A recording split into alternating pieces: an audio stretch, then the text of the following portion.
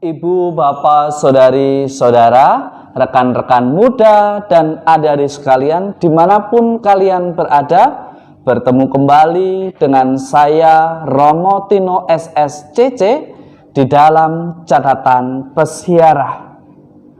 Belas kasih akan menghancurkan keegoisan dan kesombongan.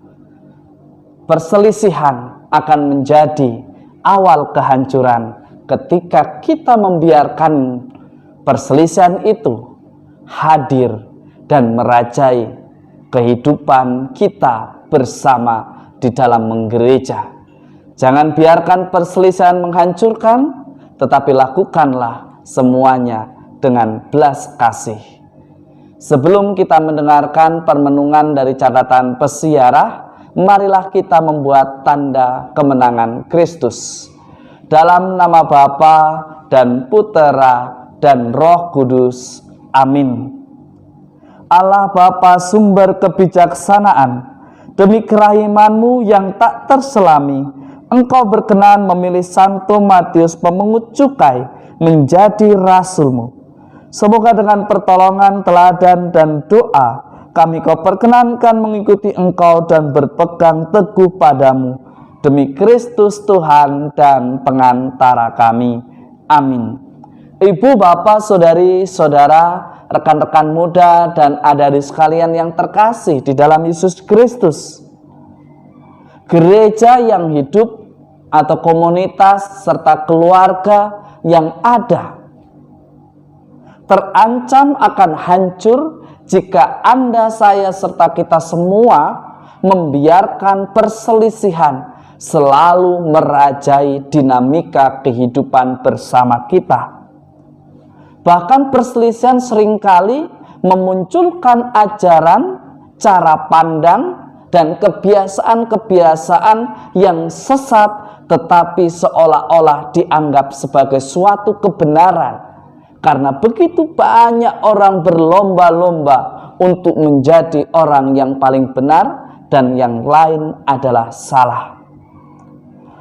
Paulus dalam suratnya kepada jemaat di Efesus mengingatkan bahwa gereja yang hidup sebagai satu tubuh mistik Kristus. Artinya setiap orang memiliki perannya masing-masing. Setiap orang saling melengkapi dan bukan justru mempertanyakan, bukan justru menjatuhkan atau bahkan menghancurkan. Paulus mengingatkan Anda, saya, serta kita semua. Seringkali karena Anda, saya, atau kita memiliki kemampuan yang lebih, lantas kita merasa bahwa segala sesuatu harus menurut saya dan pendapat yang saya ungkapkan harus diterima. Hal demikianlah yang membuat kita tidak mampu melihat belas kasih Allah yang sungguh luar biasa, memberikan berkat yang melimpah melalui setiap orang, di mana semua orang memiliki bakat, talenta, dan peranannya masing-masing. Bukan untuk dicari kesalahannya, tetapi saling diteguhkan dan dikuatkan sehingga semuanya menjadi layak. Sehingga semuanya selalu mendasarkan belas kasih, di mana belas kasih yang tulus ikhlas akan mampu menghancurkan keegoisan dan kesombongan. Apresiasi yang tulus akan menjadi kekuatan di dalam komunitas hidup menggereja. Di dalam Injil suci pada hari ini, sebagaimana hari ini kita bersama gereja merayakan pesta Santo Matius Rasul dan juga seorang penulis Injil. Yesus memanggil Matius sang pemungut cukai, di mana pada zamannya pemungut cukai dipandang sebagai orang yang jahat, sebagai orang yang tidak punya hati, sebagai orang yang mungkin memeras. Tetapi hari ini Yesus memberikan teladan kepada Anda, saya, serta kita semua untuk menjadi pribadi yang pertama datang menyapa, menemui, dan mengajak untuk kembali kepada jalan yang Tuhan kehendaki, bagi kita umatnya. Tentu orang-orang pada zaman itu yang berhadapan dengan Yesus yang kita kenal hari ini sebagai orang Farisi memprotes apa yang dilakukan oleh Yesus. Karena Yesus makan bersama pendosa. Tetapi lihatlah jawaban cerdas dan jawaban cerdik yang disampaikan oleh Yesus. Jawabannya sungguh elegan. Dia mengatakan bukan orang sehat yang memerlukan tabib, melainkan orang sakit.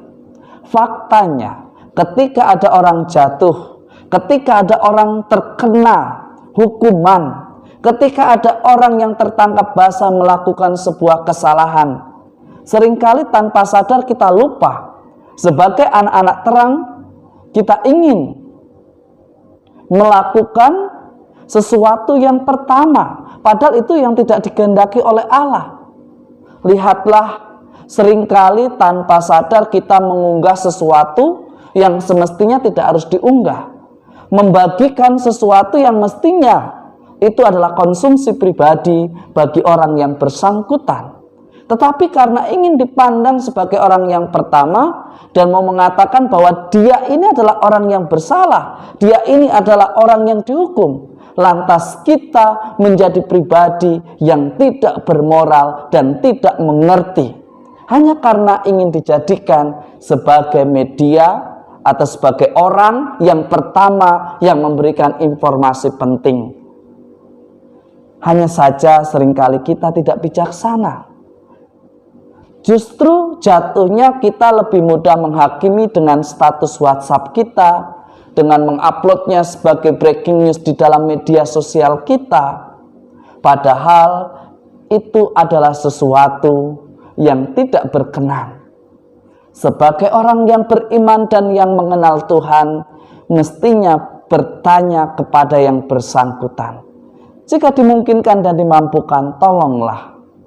Bukan justru malah dihakimi, disebarluaskan kejelekan dan hukuman yang diterima.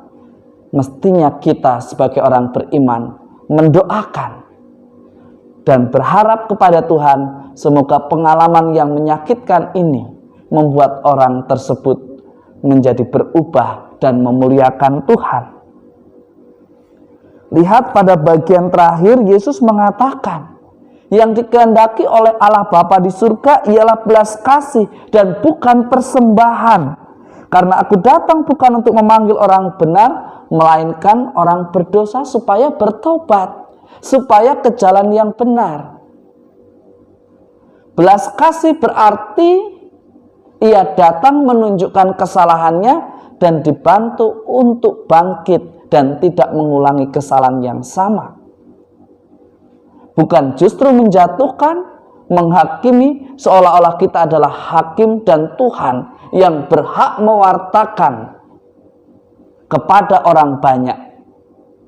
Ingat, jika Anda, saya, serta kita semua sebagai orang beriman, belajarlah untuk menghargai martabat sesama kita. Semoga berkat Tuhan senantiasa melindungi dan memberkati kita semua, Bapa dan Putera dan Roh Kudus. Amin. Di dalam perjalanan hidup kita sebagai hidup menggereja, seringkali perselisihan dan pemahaman yang tidak tepat menjadi sumber kehancuran gereja.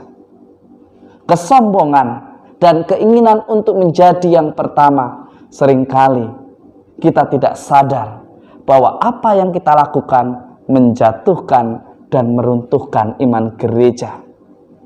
Beranikah kita memulai transformasi dari dalam diri sendiri, belajar untuk mengerti prioritas mana yang terbaik demi kebaikan hidup bersama. Bukan menjadi pertama tetapi mengorbankan yang lain, tetapi membiarkan nama Tuhan semakin dimuliakan di dalam kebijaksanaan dan tugas perutusan kita. Selamat beraktivitas, Tuhan memberkati. Amin.